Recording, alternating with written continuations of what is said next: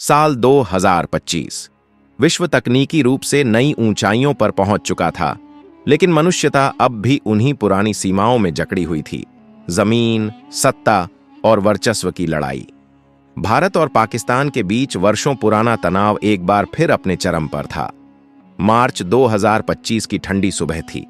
भारतीय खुफिया एजेंसियों ने खबर दी कि पाकिस्तान की सेना ने एलओसी पार कर लद्दाख के पास ब्लैक फोर्ट नामक एक रणनीतिक चोटी पर कब्जा कर लिया है।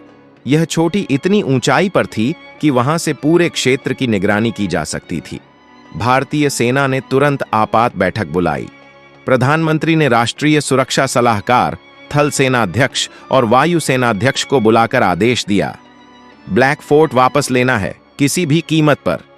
यहीं से शुरू होती है कैप्टन वेदांत राणा की कहानी। 28 वर्षीय तेज तर्रार, देशभक्त और तकनीकी युद्ध में माहिर अफसर, जिन्हें ऑपरेशन तिरंगा की कमान सौंपी गई। वेदांत की टीम में शामिल थे lieutenant Aryan Mishra, sniper expert captain Reema Singh, drones और साइबर वॉरफेयर की विशेषज्ञ हविलदार सूरज ठाकुर, बम डिस्पोजल और ग्राउंड कमांडो। इन सब का मिशन था ब्लैक फोर्ट पर कब्जा कर चुके दुश्मन को हटाना और तिरंगा फिर से लहराना। वेदांत ने सबसे पहले क्षेत्र की डिजिटल मैपिंग करवाई। सैटेलाइट इमेज से साफ था कि दुश्मन ने वहां एंटी एयर डिफेंस लगाए थे और सुरंगें बनाकर खुद को छिपाया था। रीमा ने देश की सबसे उन्नत एआई ड्रोन्स त्रिनेत्र X9 को तैयार किया, जो रात के अंधेरे में दुश्मन की थर्मल मूवमेंट तक पकड़ सकती थी।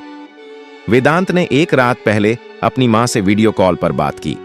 मां ने बस इतना कहा, बेटा जीत कर आओ या तिरंगे में लिपट कर, पर पीठ दिखाकर मत आना।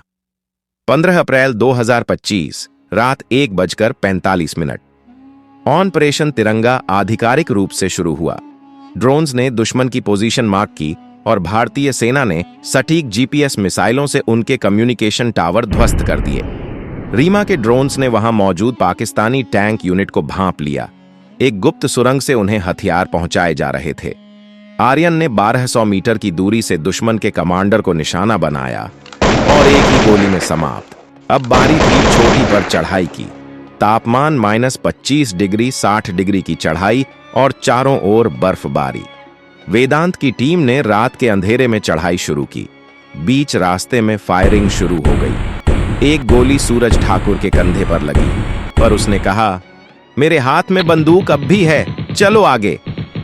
भीषण गोलीबारी के बीच वे चोटी के 100 मीटर करीब पहुंचे। वहां एक बारूदी सुरंग बिछी हुई थी। रीमा ने कहा, सर मैं जाऊंगी, ये मेरा काम है, और उसने आगे बढ़कर बम को निष्क्रिय किया। सुबह 4:30 पर वेदांत की टीम ब्लैक फोर्ट के बिल्कुल नीचे थी। उन्होंने 2 दिशाओं से हमले की योजना बनाई, एक तरफ से रीमा और आर्यन, दूसरी तरफ से वेदांत और सूरज। दोनों ओर से ग्रेनेड और रॉकेट लॉन्चर की आवाज गूंजने लगी। दुश्मन चौंक गया, क्योंकि तकनीकी हमला उन्होंने सोचा भी नहीं था। भीषण संघर्ष के बाद जब सूरज ने अपने शरीर से एक गोली खाई और दुश्मन की मशीन गन उठाकर वापसी फायर किया, तभी वेदांत ने चोटी की ओर दौड़ लगा दी। कंधे पर तिरंगा था। पीछे से दुश्मन की एक आखिरी गोली वेदांत की छाती चीरती हुई निकल गई, पर वेदांत गिरा नहीं। घायल हालत में ही वे चोटी तक पहुंचे और अपने आखिरी दम में तिरंगे को ब्लैक फोर्ट की सबसे ऊंची चट्टान पर फहराया।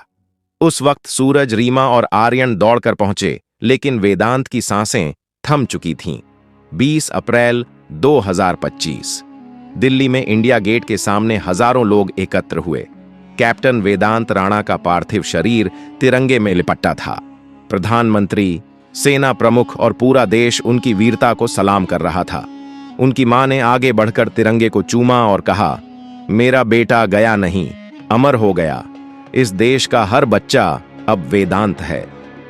ऑपरेशन तिरंगा की सफलता ने भारत को न केवल सामरिक विजय दिलाई, बल्कि दुनिया को दिखा दिया कि भारतीय सेना सिर्फ ताकत नहीं, आत्मा से भी लड़ती है।